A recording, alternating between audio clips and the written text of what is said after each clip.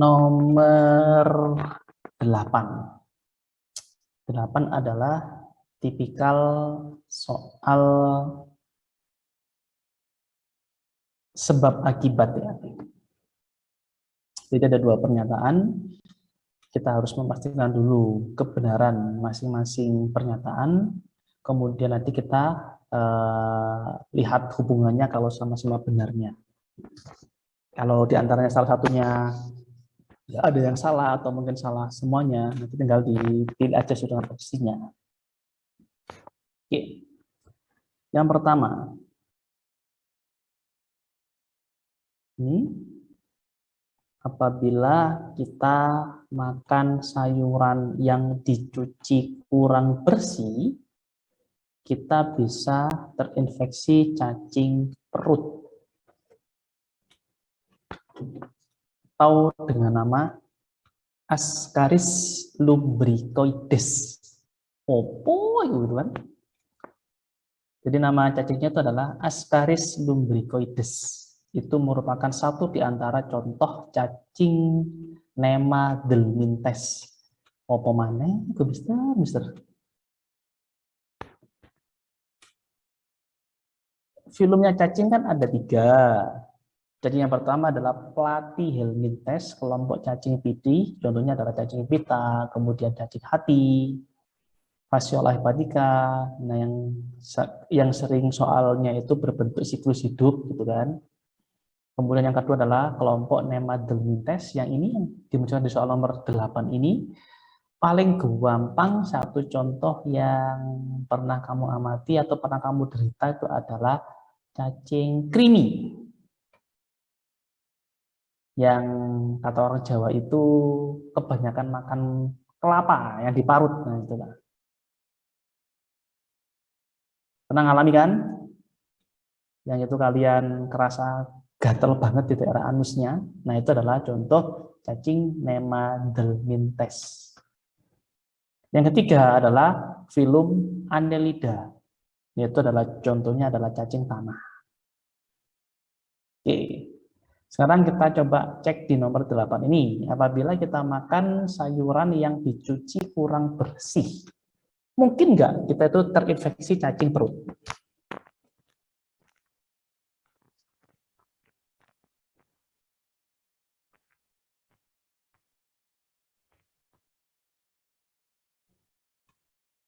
Yang saya kasih kotak merah itu, silakan dipastikan itu benar ataukah salah.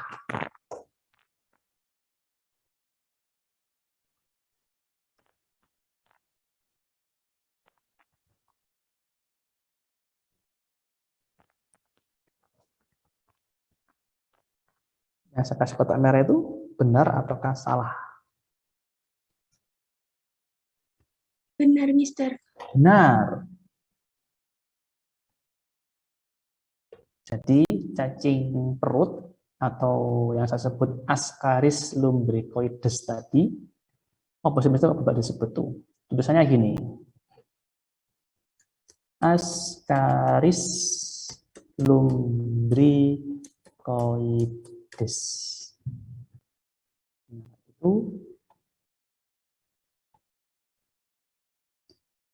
itu kalau ditulis piring ya, karena kan dia pakai bahasa Latin. Nah, itu nama cacingnya Ascaris lumbricoides. Nah, ketika dia itu di dalam perutnya manusia yang terinfeksi cacing ini, maka akan bereproduksi rek. Nah, bereproduksi nanti akan menghasilkan telur yang berisi zigot.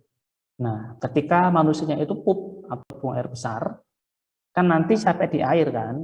Nah, di air nanti kan akan terburai kemana-mana lah, termasuk telur cacingnya. Nanti itu bisa terbawa kemana-mana, termasuk juga menempel pada berbagai sayur-sayuran ini. Nanti kalau itu termakan, ya sama aja nanti bisa berpeluang mengkonsumsi telurnya cacing yang ada embrionya cacing perut tadi. Makanya bisa terinfeksi cacing perut. Tapi kan sayuran kan saya di rumah kan dimasak, Mister. Ya kalau dimasak kan mati dia. Nggak cuma dicuci bersih juga, tapi udah dimasak, ya berarti mati. Tapi yang lalapan, Apakah itu dimasak? Enggak. Tuh. Tapi kan dicuci, Mister? Iya. Ternyata nyucinya itu pakai air keran. Yang ternyata sumurnya itu deketan dengan septic tanknya tetangga. Pas. Jadi seperti itu maksudnya. Sekarang kita lihat alasannya. Saya baru tahu, ternyata caranya ini. Yang saya kasih kotak biru. Kebanyakan.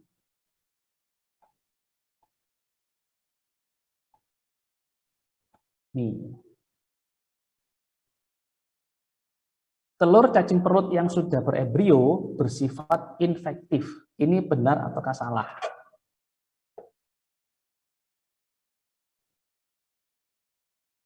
Benar.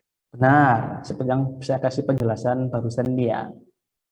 Nah, berarti kan di sini kan berpeluang kan bisa A, bisa pula B. Karena C ini kan ada yang salah. Yang D, yang E malah semuanya salah. Berarti ini kan nggak masuk semua di antara opsi pilihan. Nah, untuk menentukan bagaimana berhubungan atau tidaknya, dibuat jika kotak biru, maka kotak merah. Kalau nyambung, jawabannya A. Kalau nggak nyambung, jawabannya B. Kita coba aja. Jika telur cacing perut yang sudah berembrio bersifat infektif, maka apabila kita makan sayuran yang dicuci kurang bersih, kita bisa terinfeksi cacing perut. Nyambung apa enggak?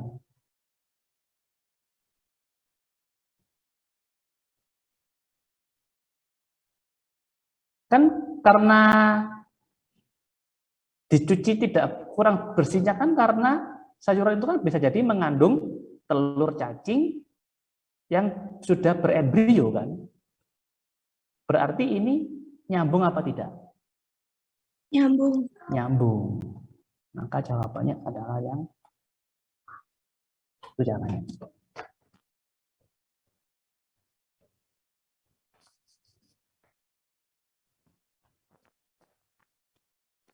Oke. Lanjut nomor 9. Ternyata sama. Apa lagi, Mister? Nomor 9 ini identik dengan prediksi 2 yang ini. Tunjukkan. Nah,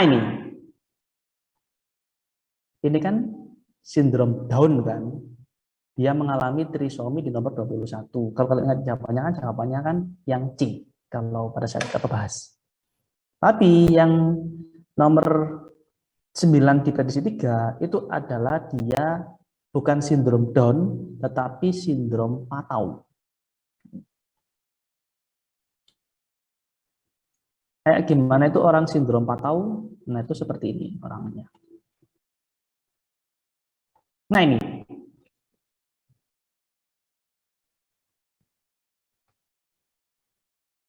Jadi di antara cirinya alhamdulillah ya, caranya sindrom Patau itu seperti ini.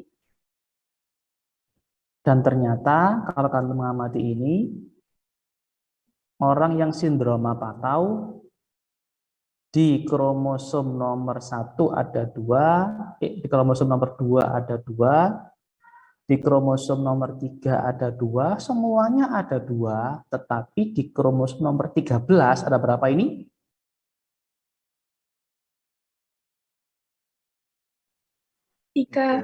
Ada 3. Oke. Coba amati ini jarinya. Kan dia pun punya ciri khasnya itu. Sindroma Patau itu jarinya diginiin bentuknya. Oke, kemudian kalau kita cek di soal tadi,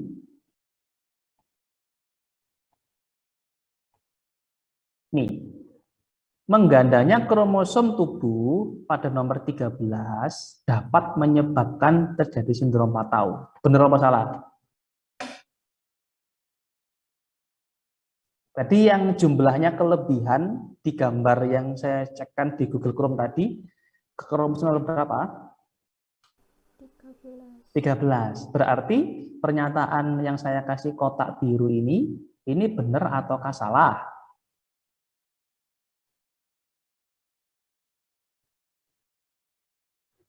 Benar apa salah? Benar. Benar. Karena adanya penggandaan kromosom di nomor 13 sehingga orang yang demikian kromosom nomor 13-nya lebih dari 2.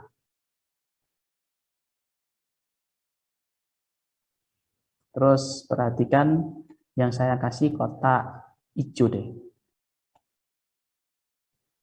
Sindrom Patau merupakan salah satu mutasi gen yang merugikan. Masih ingat gambarnya tadi? Anak bayinya. Nah, sekarang cek yang saya kasih kotak hijau, itu benar atau salah? Benar. Oke, pastikan lagi.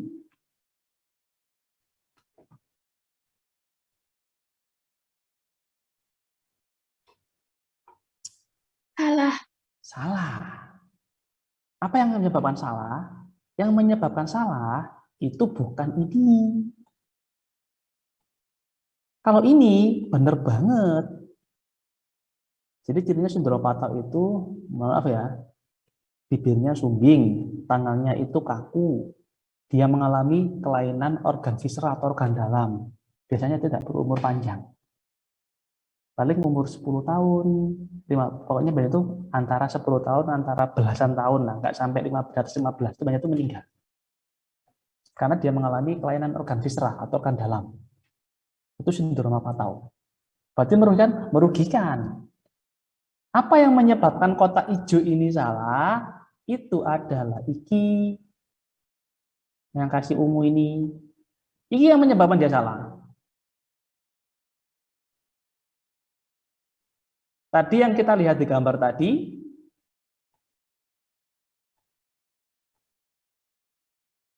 yang jumlahnya ada 3 ini, apa rek namanya? Apa? Apa?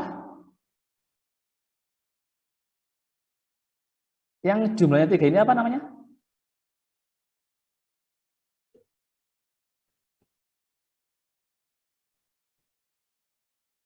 Ayo, apa jumlahnya nomor 3 ini? Yang jumlah 3 ini apa namanya?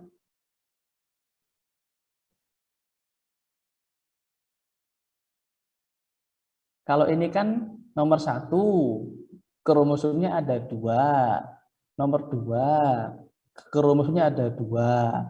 Nah, yang nomor 13 ini, yang jumlahnya 3, ini apa namanya?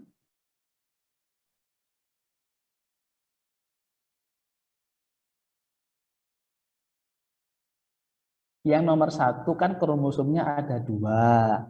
Yang nomor 2 itu kan kromosomnya ada 3. Ada 2. Yang nomor 3 itu kromosomnya ada 2. Nah, nomor 13 yang ada 3 ini apa namanya? Kromosom. Kromosom. Berarti orang yang sindrom Patau mutasi kromosom apa mutasi gen? Kromosom. Mutasi kromosom itu yang menyebabkan salah. Jadi ini itu harusnya adalah bukan mutasi gen, tetapi ini harusnya mutasi kromosom. Hanya satu kata mengecoh sekali dan itu ternyata dalam menyebabkan banyak yang terkecoh. Jadi jenis mutasi itu dibagi menjadi 2. Satu mutasi gen, yang kedua mutasi kromosom. Kalau mutasi kromosom, ya ini contohnya. Jadi ini adalah salah. Maka jawabannya yang di A sama B nggak mungkin. C. Yang C tepat banget.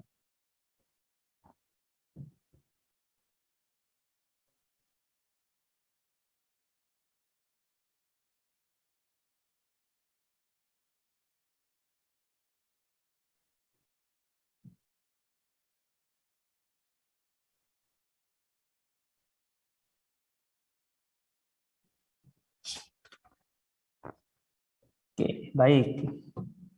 Nomor 10.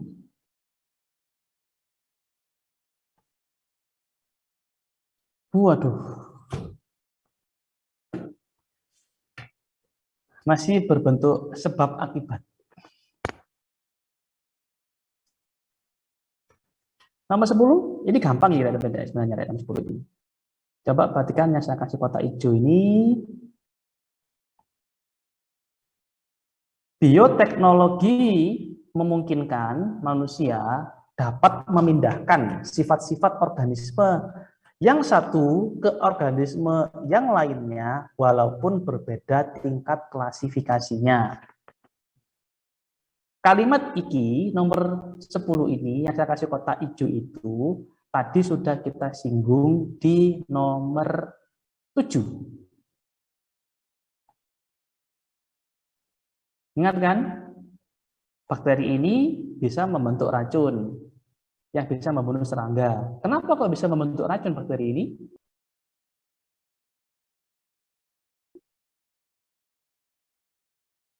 Karena gen. Karena bakteri itu memiliki gen yang ketika terekspresi bisa menjadi racun bagi serangga, yang bisa mematikan serangga. Dari pengetahuan itu, karena antara bakteri, tumbuhan, ternyata komposisi yang namanya gen itu kan ya sama sih, yakni terdiri dari gula deoksiribosa, basa nitrogen sama fosfat. Berarti kan bisa kita campur-campur gitu loh, atau kita manipulasi sehingga gen penghasil racun untuk pembunuh serangga di sini kita pindahkan ke situ, gitu kan? Maka dengan informasi seperti ini merupakan satu contoh bioteknologi pemanfaatan makhluk hidup untuk meningkatkan satu produk yang lebih baik, gitu loh. Maka yang saya kasih kotak hijau nomor 10 ini benar ataukah salah? Benar. Benar.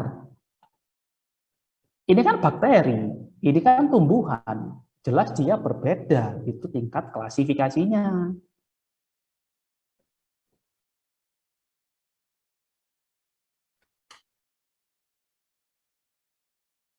Misalnya kamu berpikiran, oh bisa Mister ya? Bisa. Misalnya kamu kok bisa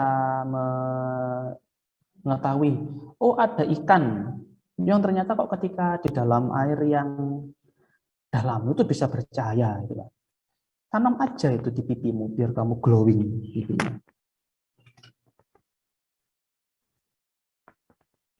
Itu yang glowing sesungguhnya yaitu. Terus ini, pemindahan sifat organisme yang lain, sifat organisme ke organisme yang lain dapat menggunakan vektor atau apa ya? Ibarat itu kayak alat transportasi, ya itu loh. Berupa plasmid atau viral. Viral itu berarti materi genetiknya virus. Nah, ini benar ataukah salah?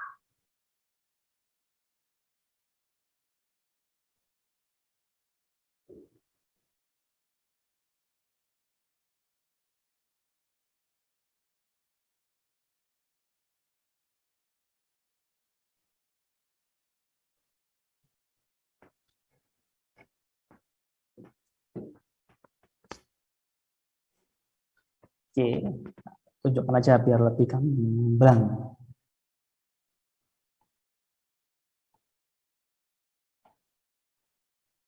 Thread, tanaman transgenik. Nah, saya angkat telepon bentar ya.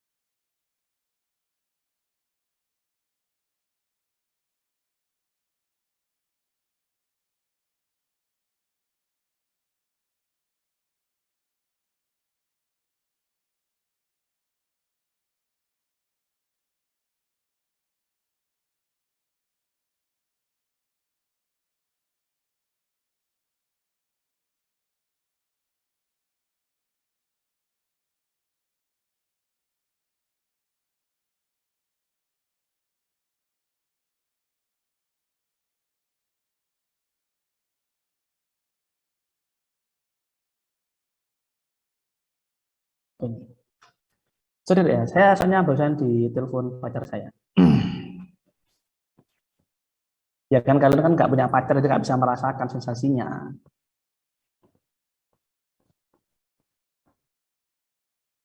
Nih, nah itu.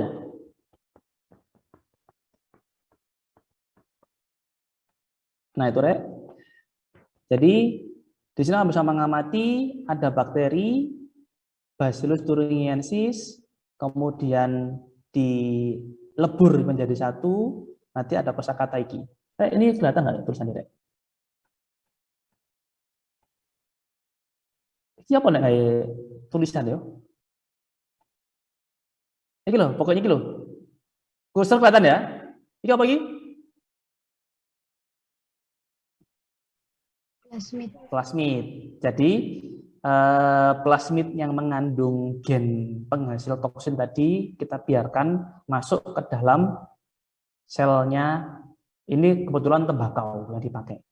Maka nanti tembakau ini memiliki gen yang menghasilkan toksin pembunuh serangga. Dan di sini warnanya hijau ini, yang awalnya ini nggak memiliki warna hijau, sekarang ada warna hijau kecil ini, kelihatan ya?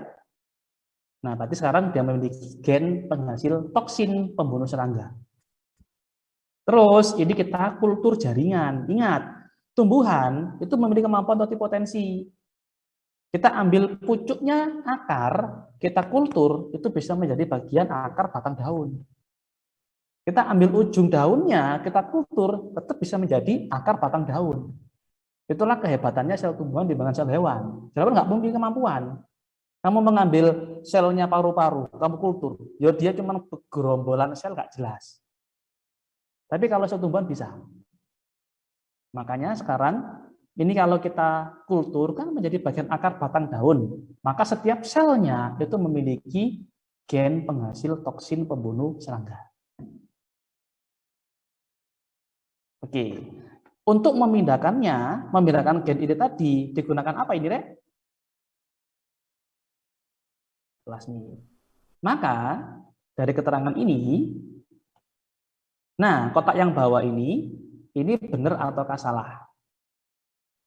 Betul. Betul. Berarti kan sekarang tidak mungkin nih jawabannya C sampai E, tinggal A sama B. Kita gunakan jika maka. Jika pemindahan sifat organisme ke organisme yang lain dapat menggunakan vektor atau pembantu ya, pembantu pemindahannya berupa plasmid atau viral, maka bioteknologi memungkinkan manusia memindahkan sifat-sifat organisme yang satu ke organisme yang lainnya walaupun berbeda tingkat klasifikasinya. Nyambung apa enggak?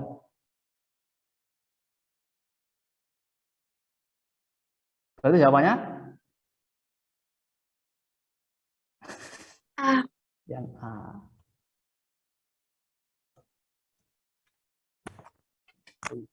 Itu caranya. Nah, terus yang viral tuh gimana, Mister? Ingat.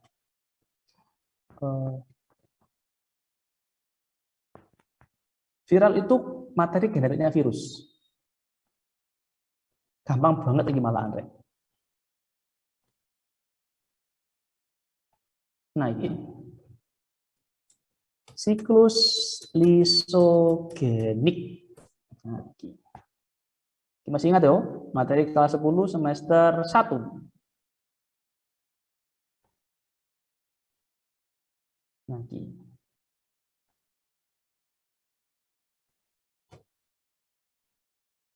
Kalau yang sebelah kiri itu siklus litik.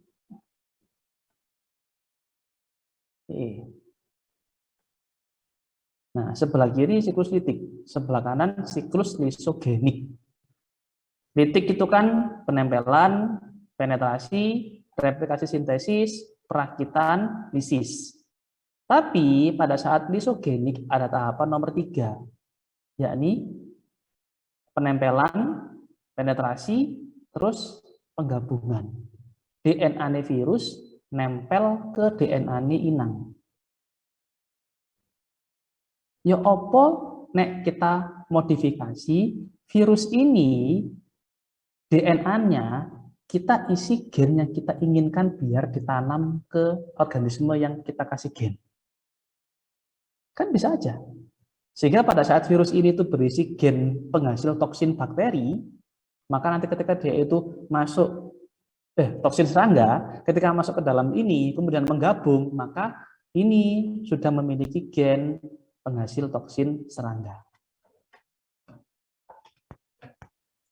Itu namanya viral atau materi genetiknya virus, bukannya lagi trending untuk dibahas, itu kan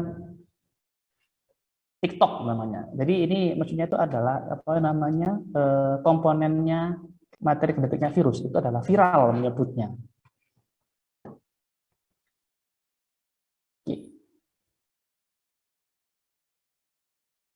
Jadi benar yang nomor 11.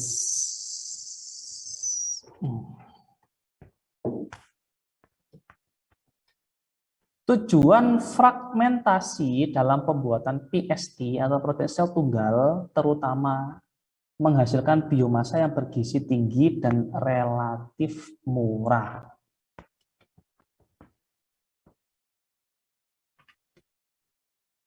Paham nggak deh gue opo rek? Opo gitu kan? Tahu kira?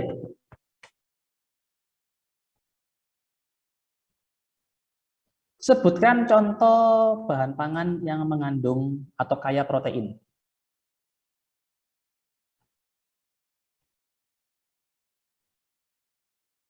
Cepetan.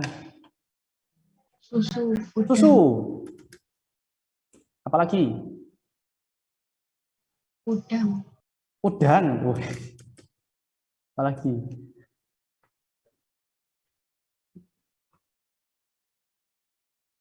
Telur. Telur. Apalagi?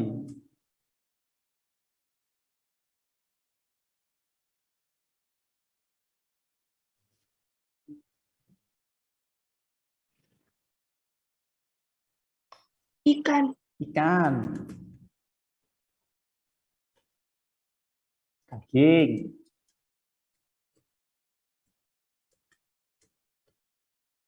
Kalau kita bicara, kayaknya itu lebih ada yang lebih ekonomis. Tempe.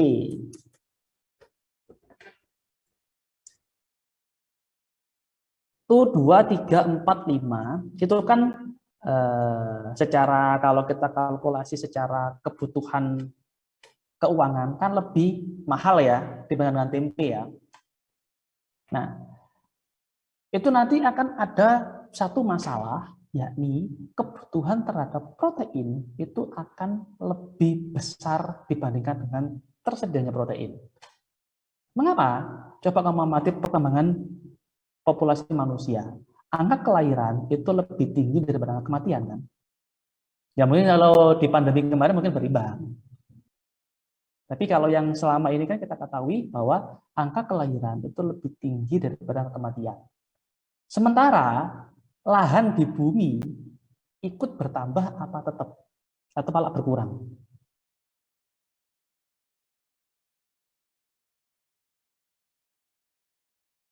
Berkurang. Berkurang. Atau bahkan tetap kan, nggak bertambah. Otomatis nanti akan ada pengalihan. Apa pengalihannya? Pengalihan berbagai lahan perkebunan, lahan peternakan, lahan pertanian untuk dijadikan tempat tinggal. Maka nanti ini semua susah untuk didapatkan. Padahal setiap individu manusianya membutuhkan protein. Terus gimana solusinya? Ternyata ada makhluk hidup yang itu dia sel tunggal. Layaknya bakteri, cuman sel tunggal seperti ini, tetapi dia itu ada proteinnya juga.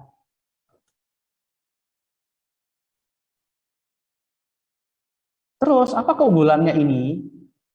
Kamu hanya memakai gelas air mineral, itu sudah jutaan sel yang bisa hidup. Nggak usah butuh lahan luas-luas seperti kolam, apa jenis? kandang, kolam, kandang ayam, kolam juga, kandang sapi, kambing dan sebagainya, sawah, nggak perlu. Cukup hanya dalam satu gelas air mineral itu sudah jutaan ini yang bisa hidup dan sekian miligram atau sekian gram protein yang dapat dihasilkan. Sehingga tercetuslah ide memanfaatkan sel tunggal untuk diambil proteinnya. Maka disebut dengan teknologi protein sel tunggal. Apakah bergizi tinggi? Bergizi tinggi. Wong kadar proteinnya itu adalah tinggi. Apakah murah? Sangat murah. Nggak butuh kandang, nggak butuh pakan, nggak butuh apapun itu. Berarti apakah ini benar? Benar. Nah, terus perhatikan yang saya kasih kotak merah ini.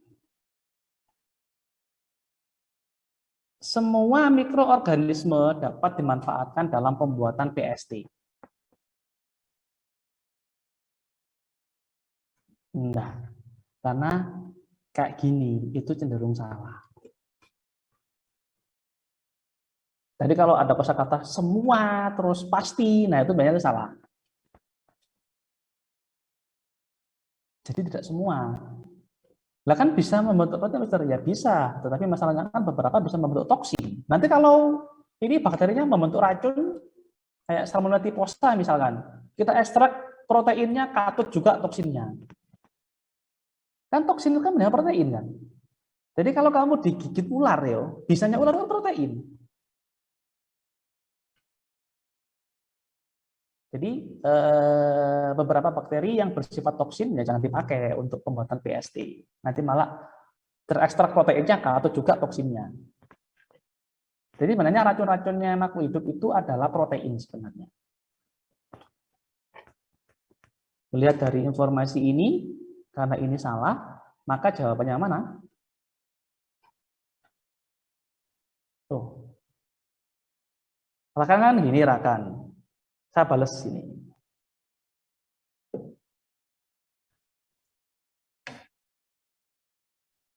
Gimana jawabannya?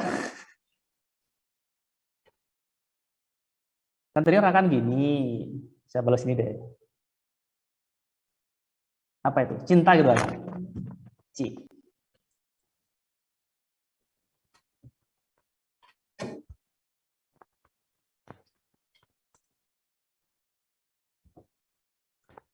Nomor 12.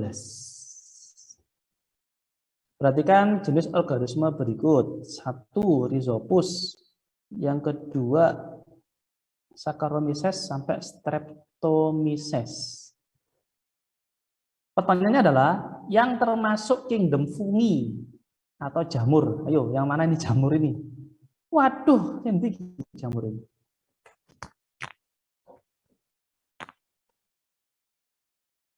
Yes. Ayo, mana? 1 Rhizopus.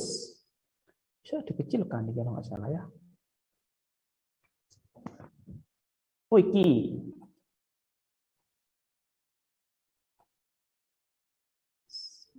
Oh, masih kurang kecil lah.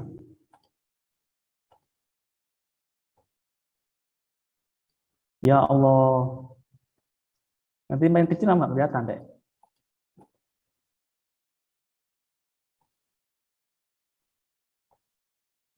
Satu Rhizopus, 2 Saccharomyces, sampai 4 Streptomyces. Manakah yang termasuk fungi atau jamur?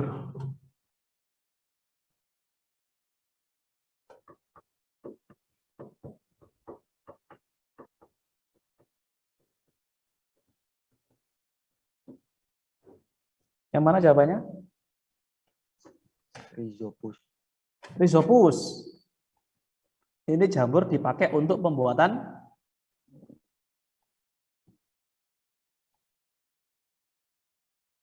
apa? Tempe. Jamur tempe. Sudah pernah saya ajari triknya kan?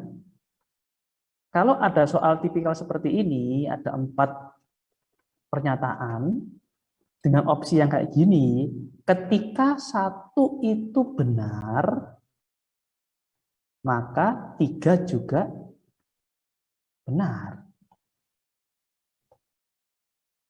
Kok asing, Mister? Ya, triknya itu gitu. Apakah ini jamur? Ya, ini adalah jamur untuk membentuk antibiotik penisilin.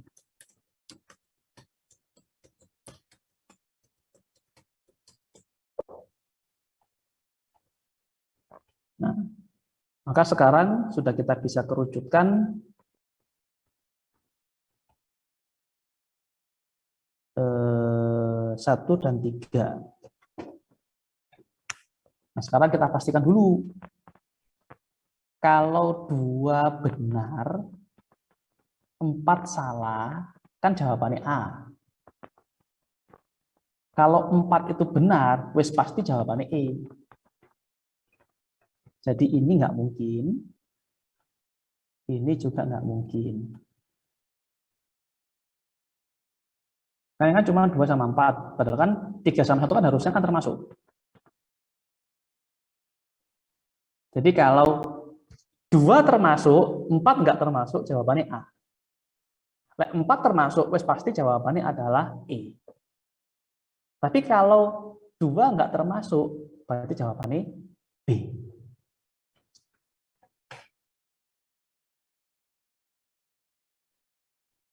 Yang mana ini? A. Yang A, tepat sekali. Saccharomyces cerevisiae, yang selama ini kamu tahu, itu adalah ragi atau jamur untuk pembuatan roti. Atau jamur tape deh.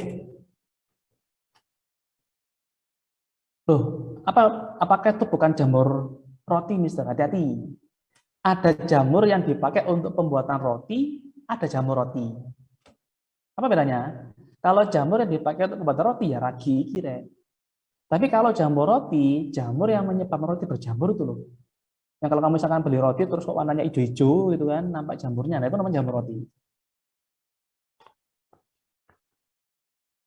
Terus apakah 4 ini bukan jamur? Bukan. Ini adalah bakteri. Bakteri Streptomyces graeseus untuk pembuatan antibiotik streptomycin. Tapi ini bakteri.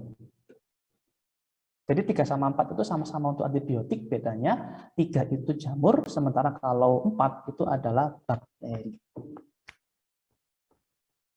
Mister, Hmm? jawabannya bukan D, Kak, Mister. Soalnya yang tidak termasuk kingdom bumi. Oh, astagfirullahaladzim. Ya, benar. Untuk diingatkan ya, ternyata ini adalah yang tidak termasuk. Karena ini nggak termasuk, ini kita ralat, maka jawabannya adalah yang D. 4 saja, karena itu adalah bakteri. Oke, terima kasih ya. Saya tadi fokus di kingdom fungi-nya aja, ternyata kita ada kata-kata tidak. Berbanget. Jadi 1, 2, 3 itu adalah jamur, sementara 4 itu adalah bakteri. Streptomyces graeseus, bakteri penghasil antibiotik streptomycin. Kalau mau kasih keterangan boleh. Karena bisa jadi nanti pertanyaan adalah menanyakan peranan bakteri. Gitu.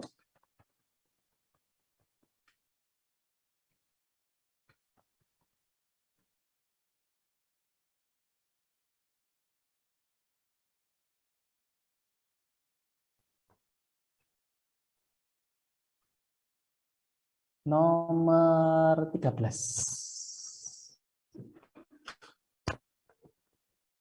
Ini soal hafalan nih kira. Perhatikan jenis bakteri berikut. Ada nitrobakter, ada nitroscoccus, nitrosomonas, azotobakter. Bakteri yang dapat dimanfaatkan untuk meningkatkan kandungan nitrogen di dalam tanah adalah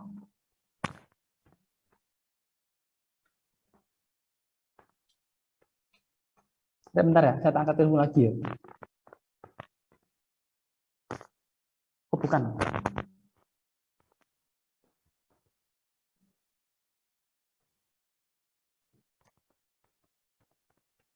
Oke, nomor 13 kembali ke bahasan ini.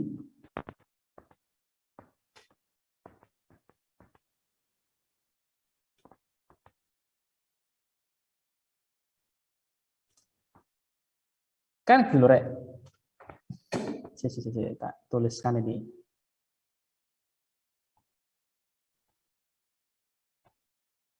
Nah ini. Siklus nitrogen. Nah ini.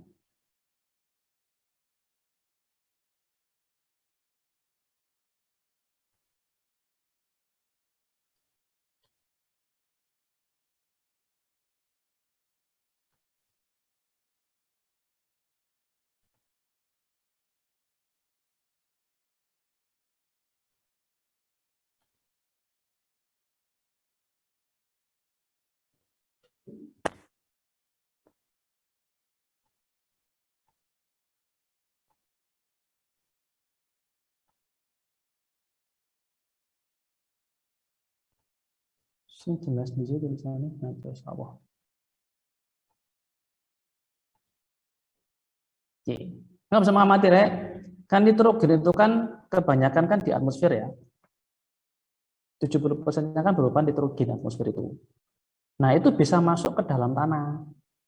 Nah, ini ada namanya bakteri nitrifikasi. Nah, ini. Atau bakteri pemfiksasi. Jadi ini itu bakteri pemfiksasi, dia masuk ke sini. Nah, misalkan adalah tinggal di dalam tanaman ini, itu contoh bakterinya adalah azotobakter. Jadi Rhizobium, Azotobacter, Anabaena, nah itu adalah kelompok bakteri yang bisa menangkap nitrogen. Sehingga ketika nitrogen di dalam atmosfer itu ditangkap oleh bakteri di dalam tanah, maka nitrogennya pindah ke dalam tanah. Terus di sini tuh ada lagi nitrogen, nanti ketika masuk ke dalam tanah sudah difiksasi, maka nanti akan diubah oleh bakteri ini. Bakteri nitrifying bacteria itu ada 3. Pertama, Nitrosomonas nitrosococcus yang mengubah amonia menjadi nitrit, kemudian ada lagi Nitrobacter yang mengubah nitrat menjadi nitrat. Maka 3 bakteri itu, Nitrosomonas, Nitrosococcus, Nitrobacter, semuanya terlibat di dalam meningkatkan nitrogen di dalam tanah. Berarti, melihat dari penjelasan barusan ini, jawabannya yang mana dong kalau gitu? Nomor 13? D. Oke, jadi semuanya bisa dipakai untuk meningkatkan kandungan nitrogen di dalam tanah. Jadi ini yang pertama kali menangkap. Kemudian ini dan itu mengubah amonia menjadi nitrit. Kalau ini mengubah nitrit menjadi nitrat. Nitrit itu NO2, nitrat NO3. Oke. Sudah 10.46, lewat 1 menit dari jadwal bimbelnya. Saya nggak enak sebenarnya. Gak apa-apa kalau diakhirkan. Kan kalian sangat getol untuk meminta bimbel meskipun lagi santu-santunya hari pengen classmate kok malah kalian milik bimbel itu loh. Oke, ya apa ya? Oke. Ya, maaf loh Rek kalau saya akhirkan. Oke, terima kasih, semoga bermanfaat.